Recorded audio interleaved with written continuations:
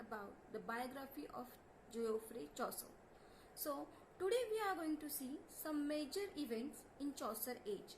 Also, three writing periods in Chaucer's age and some facts about Chaucer. So, let us start with some major events in Chaucer's age. Some of the major events in Chaucer's age, that means 14th century, are 100 years of war between France and England, Black Death caused by black rats, bubonic plague, third, peasants' revolt. So we will study these all in detail. First, 100 years of war. This war was fought between France and England from 1337 to 1453 for 116 years. Second, Black Death, 1348 to 1349 for 1 year. That is also called as bubonic plague. A bubonic plague caused by black rats spread in London in 1348-49 for 1 year. It was said that 40% of population of England was reduced, and it took more than 100 years to recover the population, the situation. Third, peasant revolt. Peasant revolt, it is also called as Tyler's rebellion, as he was the head of the revolt. And this occurred due to unrest among people. And Black Death and rising taxes gave rise to this revolution. Friends, we know Chaucer went abroad to fulfill his diplomatic mission. He was also influenced by Boccaccio and Dante and started writing. But busy with his duties, he had very less time for writing during his stay in France.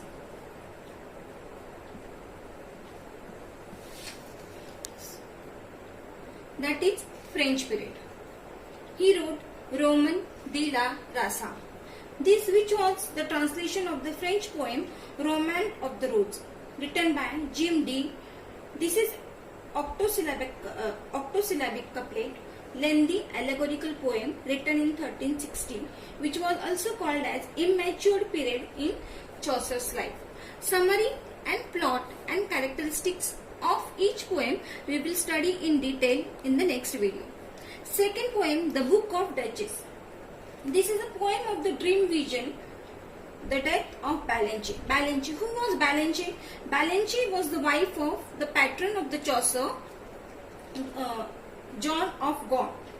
It is composed in octosyllabic rhyming couplet and runs 1334 lines. The rhyme is royal. Third poem is ABC, a prayer to Virgin. This is also a long poem and it's a translation of a prayer in French. Then he went to Italy. The writing which he has done in Italy is called as Italian period. First poem is The House of the Fame. The House of the Fame is written after 10 years after the book of Duchess. This is a dream allegory, octosyllabic couplet, and rhyme is royal. Chaucer invented this technique where rhyming stanza consisting of 7 lines, that is A, B, A, B, B, C, C. This is called rhyme royal. Second, the Parliament of Fox. This is much shorter and runs only 699 lines. Rhyme is royal and it's a dream vision. Here it shows Chaucer's true comic spirit. It tells about marriage of Richard II to Anne of Bohemia. It points out inauthentic quality of courtly love. Third, Troilus and Cressida. This is the longest poem written in mid-1380s, influenced by Boccaccio's Il Filostroto. Rhyme is royal. Best narrative work. Chaucer seemed to be more mature. His growing insight into human motives is visible. The poem tells about the tragic love story of Troilus and Cressida in the context of the Trojan War. Next poem, The Legend of Good Women. This is a dream vision. This is known as first attempt in English to use the heroic couplet. The period is uncertain. The poem is a series of shorter narratives along with the use of iambic pentameter couplet. The poem is incomplete. Next is English period. In English period, the Canterbury Tales, this poem was written. This is the greatest individual accomplishment in heroic couplet, based on Boccaccio's Decameron. It portrays the gallery of the 14th century in England. Here, 29 pilgrims, 31 including Chaucer and the host of the poem, that is Harry Belin, judge of the stories. Here, all the pilgrims, they start their journey to Canterbury, to the shrine of the Thomas A. Becket. They start from the Tabard Inn in Southwark. To relieve the tedium of the journey, each of the pilgrim has to tell 2 tales on the outward journey and 2 on the return. Total 4 tales. The best narrator would be given a supper by the rest on return to the Tabard. Friends, we know Chaucer, Geoffrey Chaucer, he was born during the period of Edward III, and he served as a page, as a squire to Edward III. Yeah, but he served to 3 kings. Okay, so we are going to see some major facts about Geoffrey Chaucer. He was born during the period of Edward III. Then he lived in the period of Richard II, the King Richard II, from 1389 to 1391. After Richard II had ascended to the throne, Chaucer held a draining and dangerous position as clerk of the works. He was robbed by highwaymen twice while on the job, which only served to further compound his financial worries. To make matters even worse, Chaucer had stopped receiving his pension. Chaucer eventually resigned the position for a lower but less stressful appointment as sub-forester or gardener at the King's Park in Somersetshire. Okay.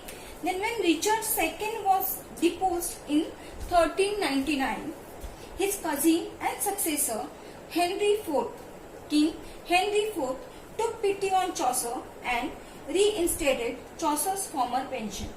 With the money, Chaucer was able to lease an apartment in the garden of St. Mary's Chapel in Westminster, where he lived modestly for the rest of his days. Then death. The legendary 14th century English poet Geoffrey Chaucer died on October 25, 1400 in London, in England. He died of unknown causes and was 60 years old at that time. Chaucer was buried in the Westminster Abbey. He was the first poet to occupy the place in Poets' Corner in Westminster Abbey. Now, Chaucer divides society into 3 conventional estates. They are the knights, nobility, the ecclesiastic churchmen, the working men, 3rd estate. Also, Chaucer's age is marked with corruption in church, decline in feudal system, and rise in national consciousness. These are the things which affected the writing of Chaucer. Chaucer, he was the first one to use East Midland dialect in English. Okay. Now, other poets or other writers, what they have said about Chaucer, that we will see, which is usually many times it is asked in paper. Chaucer was called as morning star of Renaissance. He is called the well of English and Defield. And who has said this? Spenser has said this. He is also known as father of English literature, father of English poetry. Chaucer lacks high seriousness. And who said this? Matthew Arnold. He found English a dialect and left it as a language. Who said this? Cowes. Okay. Chaucer was the first one to use English for writing the poetry. Okay. Before that, in London also poetry were written in French language. The prologue to modern fiction. With him is born our real poetry. Who said this? Spenser. Chaucer's humor is a humor in the grand style. G.K. Chesterton. Chaucer was the night star of the former and morning star of the former. A rough diamond and must first be polished. Who said this? Dryden. These were the captions or written lines for Chaucer. So friends, this was all for today. In the next video, we will study all the poems of Geoffrey Chaucer in detail with the plot, summary and characteristics. If you like the video, please do subscribe the channel and press the bell icon to get the notification of my next video. Thank you for watching.